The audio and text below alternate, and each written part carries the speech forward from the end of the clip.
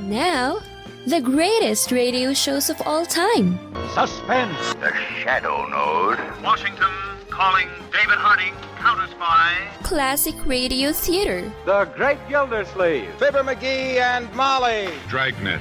Gunsmoke. The Lone Ranger. Now, step back into a time machine with your host, Wyatt Cox. Good evening, friends of the Inner Sanctum.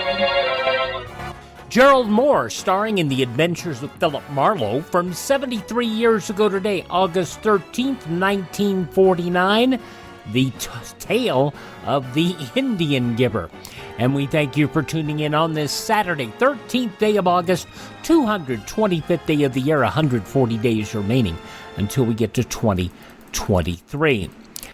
Stainless steel invented on this date in 1913 by Harry Brewery. Women enlisted in the Marine Corps for the first time on this date in 1918. Opha May Johnson, the first woman to enlist. Adolf Hitler rejected the post of Vice Chancellor of Germany on this date in 1932, saying he was prepared to hold out for all or nothing. Comic strip Little Abner by Al Capp made its debut on this date in 1934.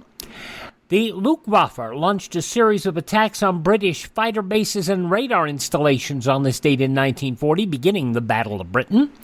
Walt Disney's animated feature Bambi premiered at Radio City Music Hall in New York on this date in 1942. In 1961, Berlin divided as East Germany sealed off the border between the city's eastern and western sectors in order to halt the flights of refugees. The first public appearance of the group with no name on this date in 1965 until they were introduced. It was about 2 days before we opened that we were thinking of a name, and we couldn't think of a name. We had all these dumb names. And we kept saying to ourselves, let's call ourselves Jefferson Airplane.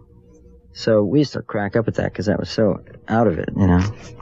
But every time we tell our friends, you know, the names, we'd throw in the funny name, and they'd all laugh, you know. We'd say, you know, all our friends, when everybody had the same story, when they tell their friends the names and they get to Jefferson Airplane, they would crack up. It was so stupid. So the opening night, we walked out on stage and we said, hey, what is it?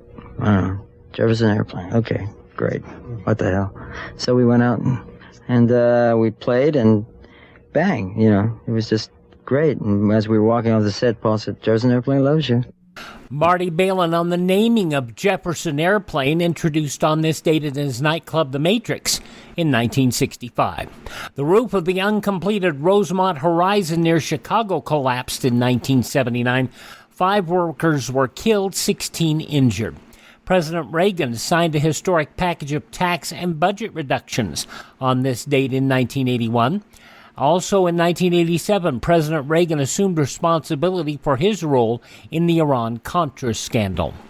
7 people killed on this date in 2011 when a stage collapsed at the Indiana State Fair during a powerful storm just before a concert was to begin. Passing away on this date in history were Florence Nightingale, writer H.G. Wells, Joe Tex, the singer-songwriter. From Car 54, Where Are You, Joe E. Ross? Ooh, ooh. Also, Barbie designer Jack Ryan, baseball player Mickey Mantle, Julia Child, passing away on this date. Jellyfish. You take the stomach out, get the chicken that has the head on and it has the feet. You can improve the flavor of your wine if you drop a live eel into the bottle. When you try it, let me know if it works. Julia Child passing away on this date in history. The man best remembered is Demolition Crush, Bryan Adams, passing away on this date. Journalist, author Edwin Newman. The editor-in-chief for Cosmo for 32 years, Helen Gurley Brown. R2-D2 in Star Wars, Kenny Baker. And wrestler and the father of wrestler Natalia Neidhart, Natty, Jim Neidhart, all passing away on this date in history. This is the birth date of Alfred Hitchcock. I know that in a theater there is a screen, and it's a large white rectangle, and its proportions are what we call technically 185 to 1. I have that screen in my mind all the time. Looking through the camera conveys nothing to me but confirmation of what I've already conceived visually. Director Alfred Hitchcock, born on this date in history, along with sharpshooter Annie Oakley. Actor Burt Lahr, best remembered as the Cowardly Lion in The Wizard of Oz. Buddy Rogers, the actor, born on this date. Golfer Ben Hogan. Musician George Shearing. Fidel Castro, born on this date. Don Ho, Tiny Bubbles in the Wine. And the man who sang about longer, Dan Fogelberg. With the newfound freedom of living away from home and making my own hours, etc., I found myself hanging out in coffee houses more with other musicians. And it was a very exciting time then because everyone was picking up a guitar and writing songs. I had a pretty good jump on them at that point. So I got a lot of very positive feedback playing these places. Became a little celebrity on campus at that point and around the state of Illinois. And the music business was getting more and more, as I said, lucrative. And it just looked like the best thing to do. And it worked well for him, didn't it? Dan Fogelberg, born on this date in history. We lost him back in 2007. Who we haven't lost is Baby Dave Cortez, the happy organ. He is 84 years old today. From the TV show Emergency, Kevin Teague is 78. From the Partridge Family, and a shock jock. And he had an illness not long ago that they never have quite totally figured out, but he couldn't speak, he couldn't walk. It was really weird for Danny Bonaducci, who is 63 years of age. From the television show A Different World, and she's written some music, and she's done some acting and some voice work. Dawn Lewis, 61. And from Gossip Girl, Once Upon a Time, and he was Bucky Barnes in A Winter Soldier, Sebastian Stan is 40 today. Those just a few of the people celebrating the 13th day of August as their birthday, and if this is your birthday... Hi, we're the Four Freshmen, and we just want to say, Happy birthday to you! And from 73 years ago, August 13th, 1941, Gerald Mohr, The Adventures of Philip Marlowe. That's coming up here on this Saturday edition of Classic Radio Theater with Wyatt Cox on your favorite radio station. You ever make a change and then think, why didn't I do this years ago? Well, that's how people feel about switching to Medi-Share for their health care, especially now with inflation the way it is. People are very happy with the savings. Most families save about $500 a month when they switch. It's a huge help when prices are going up so fast in so many other areas. And Medi-Share's customer satisfaction rate is double that of health insurance. It's just a different experience, and people really like that. Medi-Share is an alternative to health insurance. It's a community of Christians who share each other's healthcare bills, and it's been going strong for over 25 years. It really is the gold standard, the most trusted name in healthcare sharing. Find out why people love it, find out why they rave about the customer service, and find out how good it feels to save some money right now. They're super easy to talk to. Here's the number, 833-34-BIBLE. That's 833-34-BIBLE, 833-34-BIBLE. On our Sunday Classic Radio Theater with Wyatt Cox program, our annual tribute to VJ Day, the day for victory in Japan and the day that World War II ended, along with Norman Corwin's 14 August performed by Orson Welles. But right now, let's get to The Adventures of Philip Marlowe, starring Gerald Mohr, from 73 years ago, August 13th, 1949. Get this and get it straight.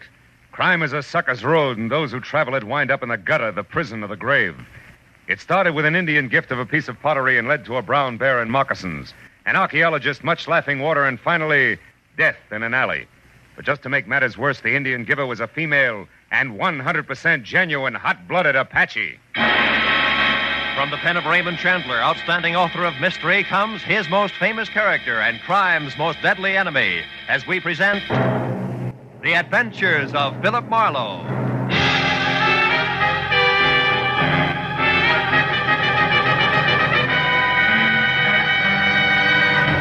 Now, with Gerald Mohr, starred as Philip Marlowe, we bring you tonight's exciting story, The Indian Giver.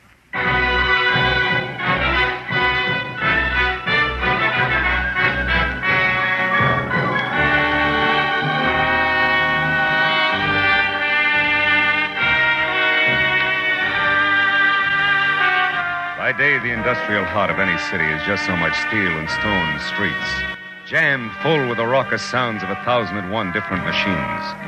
But by night, all of that is gone, and there are only endless, smooth-sided, lonely canyons that overflow with a steady humming silence that everywhere hangs like a distant echo of the day that's passed. And Los Angeles was no exception at 9 o'clock at night, as I pulled up and parked in front of a graced-curtain storefront on a deserted downtown street. It marked the showroom of the wholesale curio dealer who had telephoned my office an hour earlier. And in a Dutch accent laced tight with worry, it urged me to call on him at once. A raised gold lettering on a side door that showed a strip of yellow light at the threshold said Alex Van Noord, private, in an ornate 18th century script. So when I knocked, I was ready for something continental with thick bifocal glasses. When the door swung open, my jaw dropped to my chest. And I couldn't help gaping because the huge V of a man in front of me, in cheap, snug clothes who had dark hair, dark skin, and darker eyes, had to be no less than a full-blooded American Indian. Moccasins and all. What you want? Mr. Van Noord, is he in? Name your business. Well, it's personal. What's yours? Hate. For those who would destroy our culture. Oh!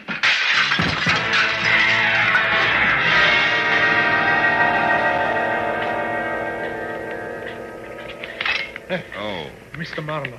Mr. Marlowe, let me help you up, sir. I'm Van Noord. Are you all right? Oh, sure, I'm fine. Hey, that Injun, he certainly can hit hard, Oh, huh? yes, I know. He also struck me down. Oh? I tell you, Mr. Marlowe, it's terrible. Yeah, it's also a little confusing, Mr. Van Noord.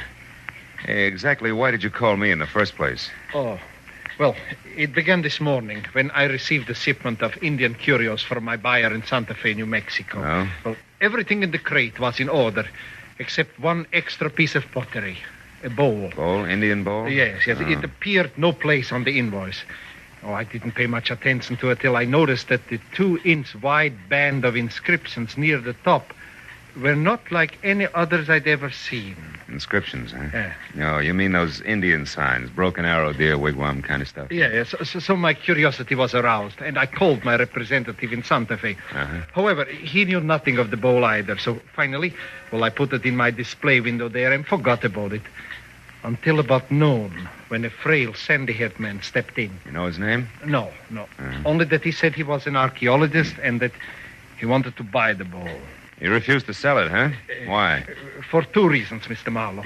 One, I could see that he was fighting hard to control his enthusiasm. And 2, I had no idea what to charge for the bowl. Mm-hmm. I told him to come back tomorrow again, and then I removed the bowl from the window. It wasn't until 5 o'clock that the second visitor appeared. Another archaeologist? No. A beautiful girl named Mona Waters. Oh.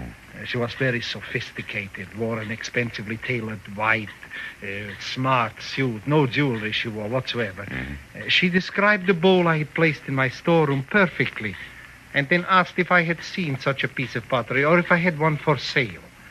I said no. Same reasons? More or less. Mm-hmm. Anything else, Mr. Van Noord? Well, there isn't much more. The young lady gave me her address, the Walker Hotel on Wilshire Boulevard, room 515. Walker Hotel. Asked me to call her if I came across a bowl like the one she described. Then she left. Naturally, my interest at this time was near the bursting point. Naturally. What'd you do about it? The only sensible thing I knew of. At 6 o'clock, I closed my place and I went to the public library to borrow a book on hieroglyphics of the Indians of the Southwest. When I got back, I found the rear door forced and poof, the bowl was gone. And you called me? Huh? Yes. Then this Indian shows up. He claims I would rob his people of everything, and then he hit me. Makes perfect sense to him, no doubt. Yes. No. Will you try to recover the bowl for me, please? Well, if you can answer one question without stumbling, yes. Huh? Why no police, Mr. Van Noord? Because objects of art, Mr. Marlowe, aside from their intrinsic worth, and the clay bowl has none, are only valuable for resale. Create a public disturbance, such as the police, and the thief will destroy the object and another day steal again. Mm-hmm. No, please, you try, Mr. Marlowe. Huh? Yeah, I'll try, all right, Mr. Van Noord. And when it comes to our two-fisted brave who's so crazy about the preservation of Indian culture, I'll try real hard. Good night, sir.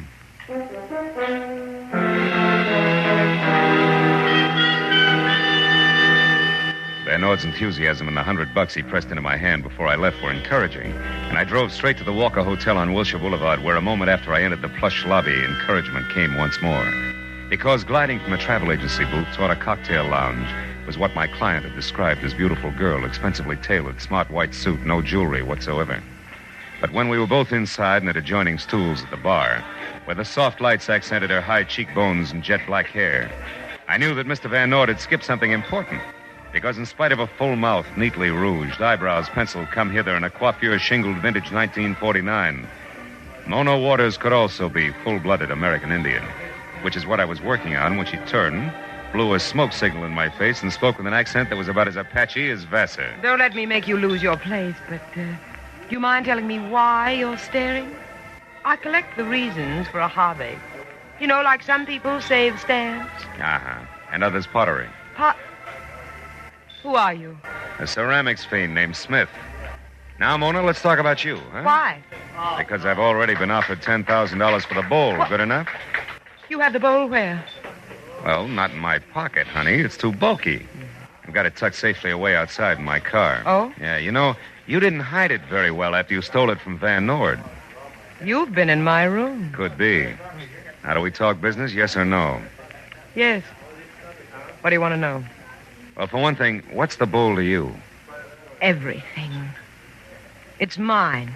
All mine, via primogeniture. Which is Apache for what? Listen, Mr. Smith. I'm an Indian, all right, and an Apache at that. But I was born in a duplex, not a teepee. I drink martinis, not firewater, and I've got a Mills College diploma and an IQ that'll probably make yours look sick, so let's clear the air in a hurry. Yeah, well, that's clear enough. Yeah. Now, smart boy.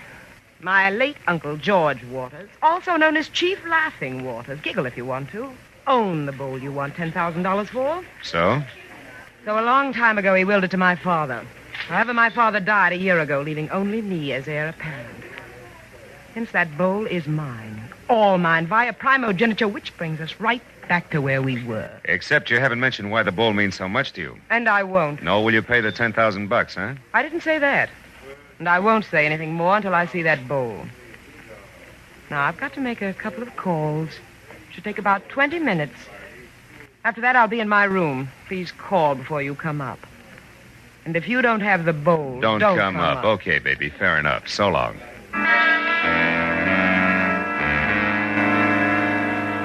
It had been the kind of conversation piece wherein each party's quite sure that the other's a liar, but not quite sure why. So a moment after I was on the sidewalk and out of Mona's sight, I darted for the side of the hotel in the rear entrance, where I made my way to a self-service freight elevator that got me to the 5th floor, just as the Apache with gloss closed the door to a room at the far end of the carpeted hallway. I was about halfway there when it came. The door to 515 wasn't locked, and when I threw it open, I found about what I'd expected. Mona slumped in a corner of the room, pride hurt only, and opposite her a wide-open window, which I figured led to a fire escape, until I was standing next to it and saw that there was nothing but sheer wall that plunged 5 stories to the sidewalk below. And on a line with the hotel's 4th floor, a rooftop that at best was a good 15 feet away. When I closed the window and turned back to the room, Mona was already on her feet. That sly jerk. He waited till I had the door closed behind me, and then he swung. Oh, brother, when we meet again. Oh, Mona, who? Did he get the bowl? Get the bowl? I thought you had that, Smith. I was kidding, and you know it. Now, once more, who was it? His name, Mona? Jimmy Brown Bear. Jimmy which? Brown Bear. Smitty, a lot of Indians have Indian names. It's a custom. Try not to fall apart every time you hear one. I will if you'll stop being persecuted. I think Indians are all good Americans. Now tell me about the big brown bear. Okay. All right. He's absolutely sold. The bowl's a priceless tribal heirloom the white man's trying to steal. He's plain nuts. Who else would try a jump like that from a 5th-story window? Yeah, quite a hop. If he actually made it. What do you mean if? Nobody fell. No, maybe nobody jumped either. Maybe you make up heap big story, baby. Hide bowl here in closet, then fall on floor. Tell wild tale of screwball Apache. That'd be smart. Yeah, heap. but also smart if you take long nose out of Indian girls' affairs before it get blown off. Stand still, Buster. You Tomahawk, caliber 38. How unfriendly. But effective. Now, Smith, what's your real name? Sammy Blue Ox. My father calls me... Junior, let me clear up a very important point. That Indian bowl, in some strange way, is the answer to the location of enough lost Spanish gold to keep you, me, and everyone we ever met off the bread line from here on out. Okay, I'm intrigued, but the point you were going to clear up. Just this. I've got a dandy idea where I can find both the bowl and Jimmy Brown Bear right now. That's something I want to do all by my lonesome. Now back into that closet and keep quiet. While you head where? On the warpath, via bus. I'm a hot-blooded Apache, remember? So long, baby.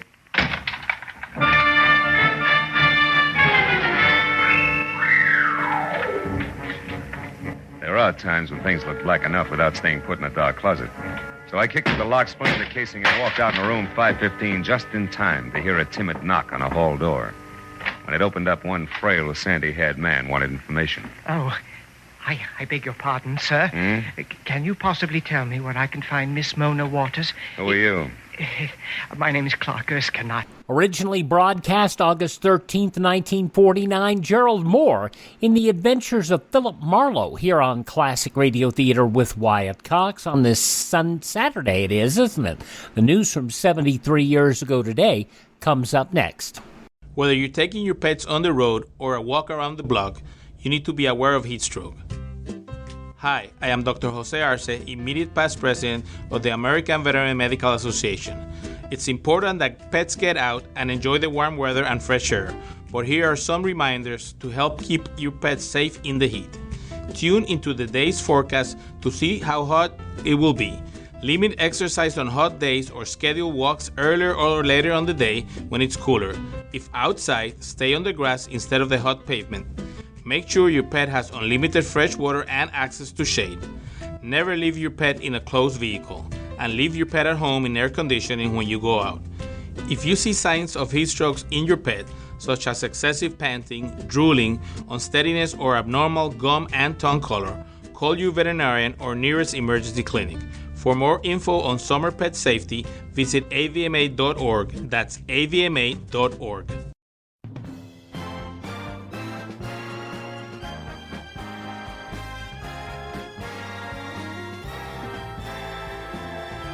Thank you for tuning into this Saturday Classic Radio Theater with Wyatt Cox. We're listening to an episode of The Adventures of Philip Marlowe starring Gerald Mohr as it was broadcast Saturday, August 13th, 1949.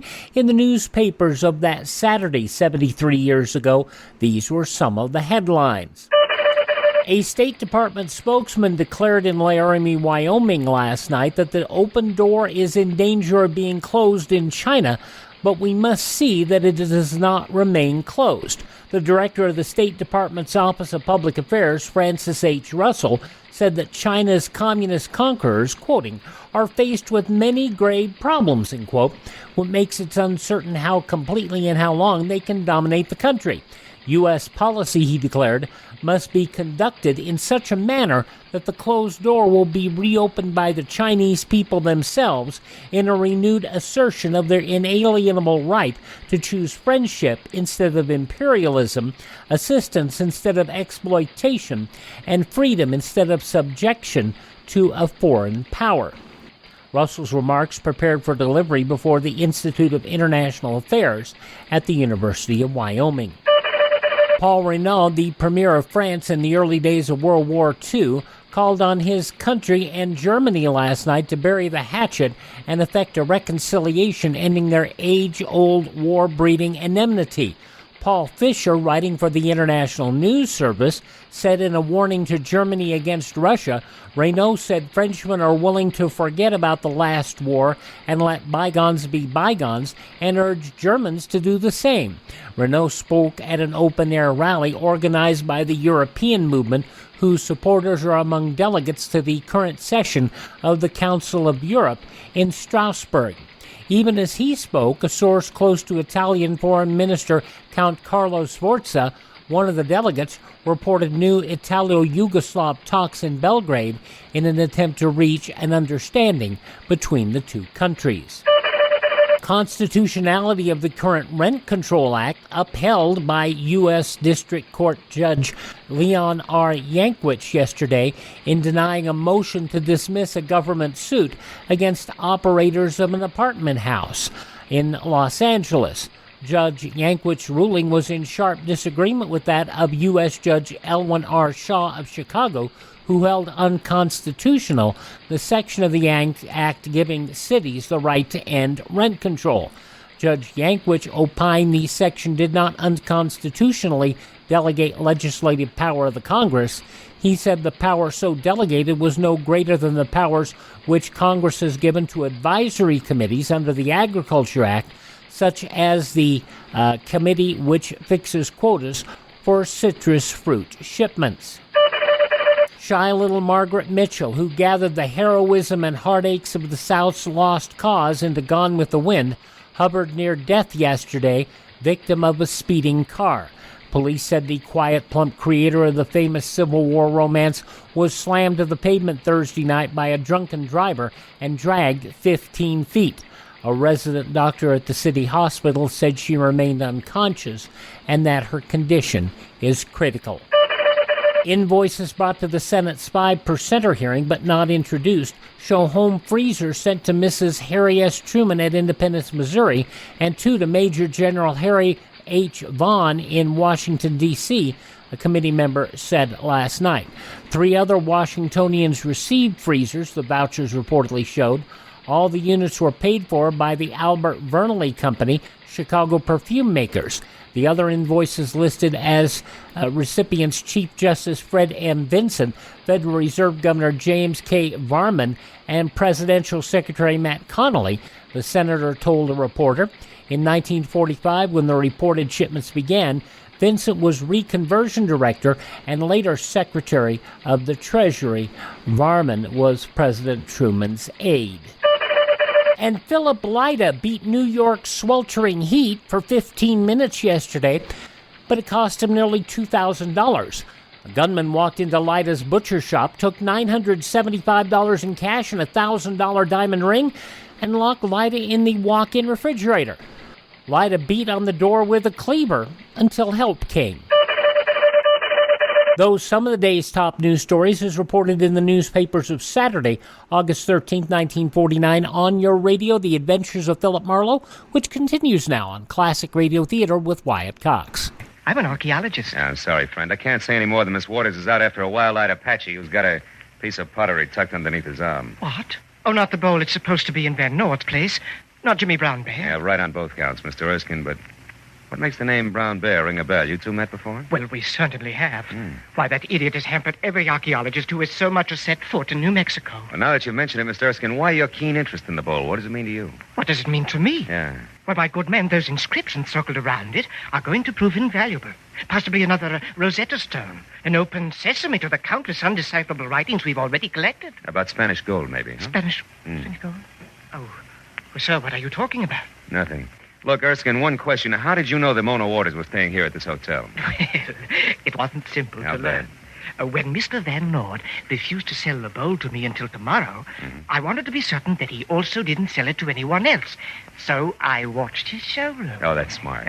When I saw Miss Waters there, I recognized her at once as an Apache, and I followed her here, where I found out her name and room number. Now, I'm going to wait for her until she returns. I'm not going to give up. That bowl means too much. Wait a minute. Hold it, Erskine. Do you happen to know Jimmy Brown Bear's hometown? Come on, quick. Well, yes, I do. It's Sakona, New Mexico. Sakona, New Mexico? Yes. By bus. Thank you, friend. I'm sorry to have to leave you to do your waiting alone, but I got to catch a bus. But where, Mr. Marlowe? At the downtown Central Bus Depot to put cart before horse, to turn tables, a switch. In short, Mr. Erskine to track an Indian. So long.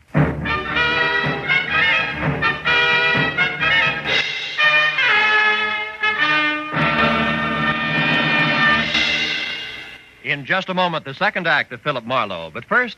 From 73 years ago, August 13, 1949, The Adventures of Philip Marlowe on this Saturday, Classic Radio Theater with Wyatt Cox. On Sunday's Classic Radio Theater, our salute to World War II, the 77th anniversary of VJ Day, the news and sounds of the end of World War II. That's tomorrow. But right now, let's wrap up this Saturday edition of The Adventures of Philip Marlowe, 73 years ago, August 13th, 1949. Now with our star, Gerald Mohr, we return to the second act of Philip Marlowe and tonight's story, The Indian Giver.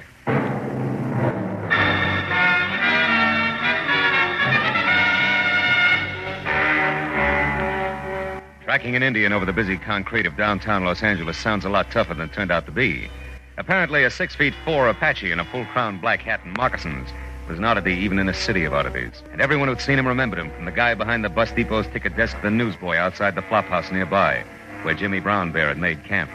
The next bus was still 45 minutes away, so I decided to visit the flop house. But Jimmy Brown Bear must have seen me coming and was expecting trouble, because when I stepped into the hall, I saw him duck out the back door to the alley. I ran after him and watched him turn down what would have been a dead end to a normal man, but Jimmy made a jump at a 9-foot wall, caught the top, and was pulling himself up when it happened. Jimmy stiffened on the wall. When the second shot came, he dropped rigidly like a poison fly and lay very still. I started over to him, but stopped at the excited voice of a cabbie running toward me from the open end of the alley. Hey, mister. Hey, what happened? I heard a couple of shots here and I... Uh-oh. Yeah, that's what you heard. Holy mackerel. Hey, wait. That's the Indian. You mean you knew him, too? Yeah, I hauled him around in my cab tonight. Who did it, mister? You? Oh, don't be silly, will you? The shots could have come from any place. Any one of those windows, his own fire escape. Oh, yeah? Yeah. Well, between those buildings there, Hey, that dame running for the street. Will you get out of my way? Not so fast, buddy. You know her? Yes, I know her. Mona Waters. Brother, will you get the cops over here right away, will you? I gotta catch that girl. No chance, mister. She's long gone. Oh, no. Marlowe, is that you? Van Nord. Well, I certainly didn't expect to find you here. What in the world is going on here? Among other things, murder. Yeah, it's that Indian, Mr. Van Nord, the same one. What? Good heavens. Mr. Marlowe, did this happen because of the bowl? No doubt. Mona Waters just got away between those two buildings. I'm pretty sure she's the one who took the bowl out of your place tonight because Jimmy Brown Bear got it away from her later. Now, she's got it back again and he winds up like that. Then you think the girl killed him to recover the bowl? Right now, I'm too balled up to think anything. Say, just a minute. How do you manage to show up here? Why, I started home in this man's taxi and found out that he was the one who brought Mr. Brown Bear to my shop tonight. Yeah, that's right. I picked the Indian up right out here on the corner. So we came down here because I thought if we found where the Indian was staying, it might be a help to you, Marlowe. You were waiting in the cab when he was shot? No. I started into this place alone, and then I thought better of it and came out to get you, cabby, to come in with me. And then I heard the shots. Mm-hmm. Now, look, Mr. Van Nord, you better keep your nose out of this mess. Huh? Go on home and sit on your curios. I'll call you when I got something.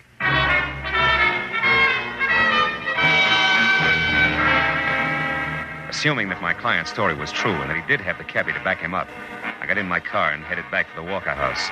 I parked at the side of the hotel and started for that convenient rear door again when I saw the commotion of half a dozen excited passers-by bending over a man stretched out on the sidewalk. Hey, how do you like that? It's enough to make a fatalist out of you, ain't it? Absolutely. What happened? Why, that poor guy there is walking along, minding his own business, and practically gets his back broke by a hunk of pottery some jerk must have heaved out of one of them windows up there. Pottery? You mean a bowl, maybe? A bowl? I don't know. It broke all the smithereens. It was plenty heavy, though. It was about... Hey, look. Here's a chunk of it. Let me see that. Oh, sure. Brown clay with symbols carved on it. Indian symbols. Listen, buddy, what window did that come out of? Anybody see? Anybody? No. They're all dark up there. We can't figure it out. Hey, what's the matter? Where you going? There was no doubt about it. The broken piece of pottery I'd clenched in my hand must have come from the Indian bowl. I ran inside, rode the elevator up to the 5th floor again, and beat it down the hall to 515. Sprawled out on the floor inside was Clark Erskine, the archaeologist, making a valiant but wobbly effort to get back on his feet. I dropped the chunk of bowl in my pocket and gave him a hand. Come on, fella. Where? Up you go. Come on. What is it? All right, take it easy. Now sit over here and tell me what happened to you. Where am I? Who are you? Marlowe. Remember, you're in room 515 of the Walker House. When I left, you were waiting for Mona Waters, but I came back to find you spread out on the floor, as flat as that puddle of ink there on the desk blotter. Now, you take it. How come all this? Oh, yes, I remember now. I was struck. Yeah. But, Marlowe, the lights are out. And they're better left that way unless you want the room full of irate citizens. Who struck you? I have no idea. I was sitting at the desk there writing Miss Waters a note because I decided not to wait any longer when I was hit from behind. That explains the spilled ink. What about the open window? It was closed when I left. Open window? Where? Why, that's strange. Strange? It's screwy. Nuts. What do you mean? Mr. Marlowe, just what is your position in this business? I'm a private detective working for Mr. Van Noord, and I'll tell you something else. Whoever slugged you opened that window and sailed the precious Indian bowl right out into thin air, 5 stories high. Oh. Smashed down there on the sidewalk. Oh, the bowl is gone? Destroyed? Mm-hmm. Oh, no. Oh, yes. Oh, that's hideous. The markings on that bowl were priceless. Why, Marlowe, great Scott, why was it destroyed? That's what I mean. See, it's screwy. Oh, wait a minute, I'll get it. Hello? Miss Mona Waters, please. It's urgent. Interstate Airlines calling. She's out. I'll take the message. Oh, thank heavens. Well, we want to rectify a perfectly ghastly mistake. We're afraid the relief operator may have given Miss Waters 2:12 a.m. instead of 1:12 a.m. as the departure time of her plane tonight. But, baby, it's 12:30 now. If she leaves at 1:12... I know. We're just sick about it. Can she make it? I hope not. But I'll do my best to deliver your message in person. You're a dear girl for calling. Goodbye. What was it, Marlowe? Something important? Not archaeologically. I'll see you later. Oh, wait. Isn't there anything we can do about the bowl? Yeah, oh, sure. Get a bottle of glue and a dustpan and hop to it. So long, Erskine. I'm off to the field of the Thunderbirds.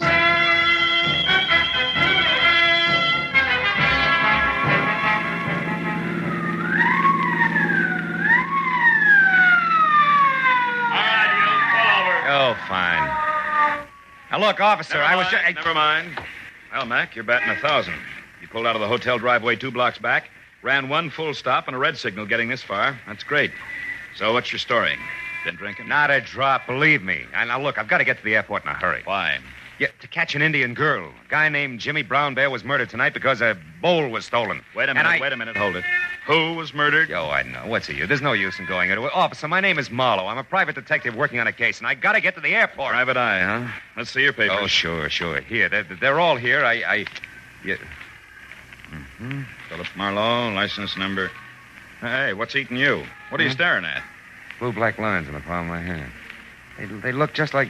Holy smoke, they are. That's the answer. I got to get back to that hotel. It's a matter of life and death. Now, just Please, a minute. give me a ticket. Give me 3 tickets. Only let me get back to the Walker House right now, will you? Life depends on it. You better be right, Marlowe. Wait till I stop the traffic, then make a U-turn. Now, go ahead.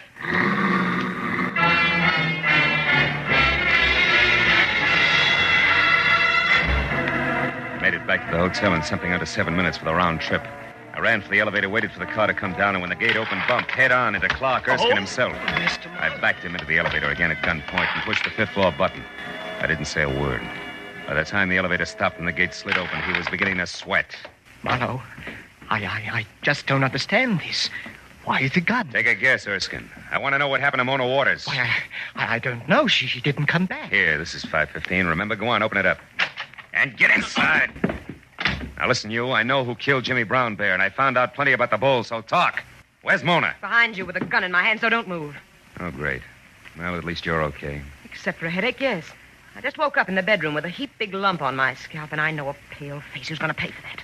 Drop your gun, Marlowe. Drop it.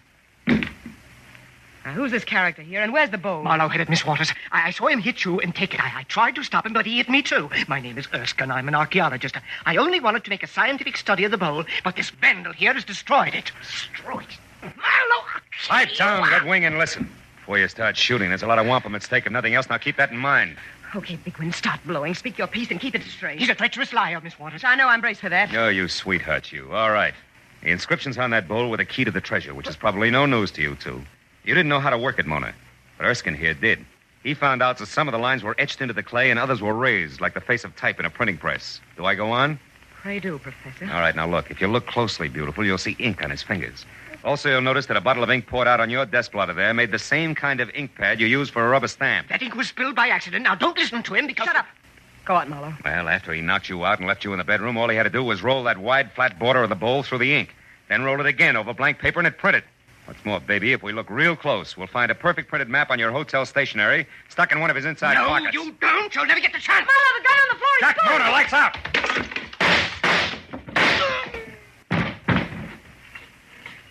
Marlowe? Marlowe, are you all right? Yeah, I'm okay. Oh. Then I did shoot the right man.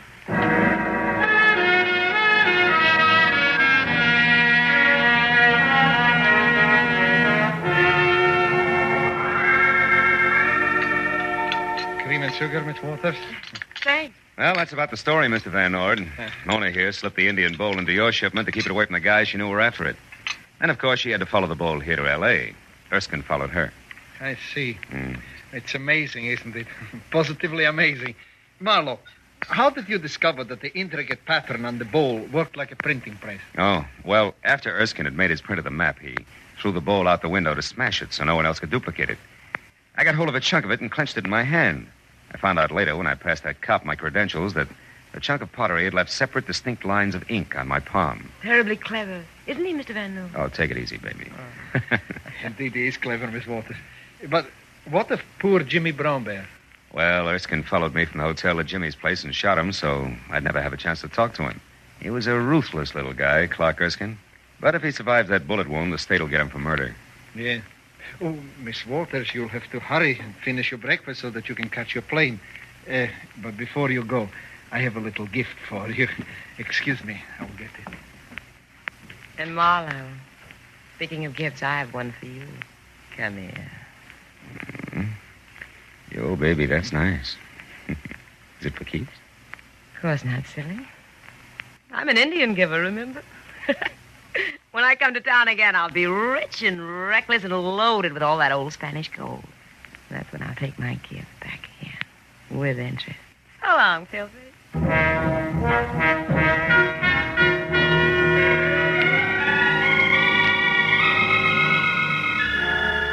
Well, when I finally got home, completely fagged out at 10 o'clock in the morning, I took one look at my favorite chair, the big, deep, soft one, and then sank down into it good and hard.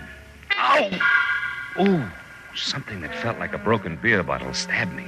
I reached for it, and it turned out to be the jagged chunk of the Indian bowl I dropped in my pocket earlier. For the first time, I really looked at the hieroglyphics on it. There were 3 Indian figures. The first was breaking sticks into uneven lengths. The second was holding a small fish, and the third was running away with all the wampum. It took me a long time, but I finally got it, I think. The Indian picture message could only be translated one way. It had to mean, never give a sucker an even break. And right then and there, I thought about Mona and what she'd said. That's when I'll take my gift back again, with interest. So long, Paleface. So long, baby.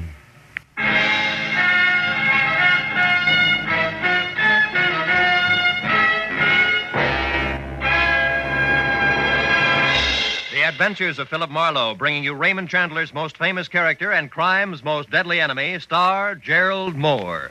Tonight's story was produced and directed by Cliff Howell. Script is by Mel Donnelly, Robert Mitchell, and Gene Levitt. Featured in the cast were Betty Lou Gerson, Hans Conried, Clark Gordon, Howard Culver, Peter Leeds, Jane Webb, and Jay Novello. The special music is written and conducted by Richard O'Runt. From 73 years ago, August 13th, 1949, The Adventures of Philip Marlowe here on Classic Radio Theater with Wyatt Cox. Don't forget tomorrow, our VJ Day special, the end of World War II. Our webpage is at classicradio.stream, where you can hear all of our shows on demand and much, much more. Thank this station, support their advertisers, and tell your friends the great radio shows are right here at this spot on the dial. Classic Radio Theater with Wyatt Cox on your favorite station.